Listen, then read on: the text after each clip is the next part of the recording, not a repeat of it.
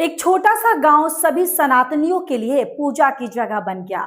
अबडासा तालुका के जाखों में गुरु पूर्णिमा मनाई गई।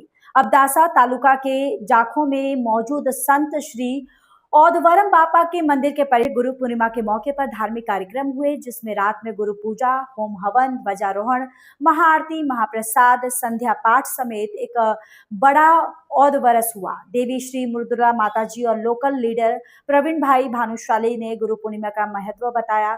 इस कार्यक्रम में श्री कच्छी भानुशाली देश महाजन के भाइयों के साथ साथ मुंबई, वलसाड़, वापी समेत कच्छ में रहने वाले हर भानुशाली समुदाय के भाई बहन बड़ी संख्या में मौजूद थे।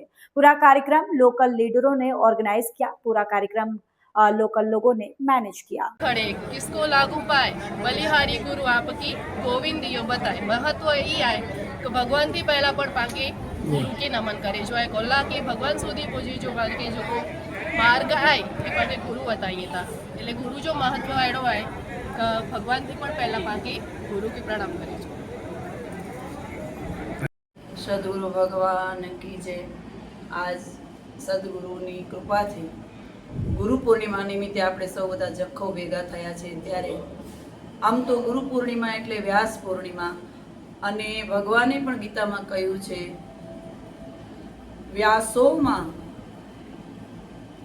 વ્યાસોહમ, એટલે આ બધા જ વ્યાસ હું જ છું એવા આપણા ભગવાન ઓદવરામ, ભગવાન બાલરામ એ પણ બ્રહ્મ સ્વરૂપ છે। ભગવાને કૃષ્ણએ કયા પ્રમાણે તો એ ગુરુ પૂર્ણિમા નિમિત્તે આપણે ભેગા થયા છીએ। તો ગુરુ પૂર્ણિમાનો મહત્વ જે છે, ભારત વર્ષમાં આપણી 12 પૂર્ણિમા છે, એમાંથી આ એક ગુરુ પૂર્ણિમા એવી છે જે માણસને પ્રેરણા આપે છે જ્ઞાનની, કે જીવથી શિવ સુધીની ગતિ કેમ થાય। ગુ એટલે અંધકાર અને રૂ એટલે પ્રકાશ, તો આપણાને પ્રકાશ તરફ લઈ જનારી આ ગુરુ પૂર્ણિમા। અને એમાંય આ વર્ષે તો બહુ જ ધામધૂમથી સરસ રીતે બધાએ ઉજવી છે, જેથી ઓદવરામ બાપા બધાના હૃદયમાં જાણે વસી ગયા હોય।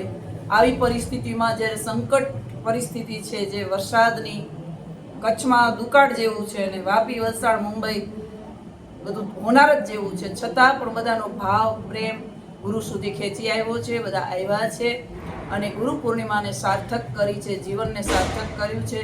તો વિશેષ તો શું કહેતા, હું તો અવારનવાર કહું છું।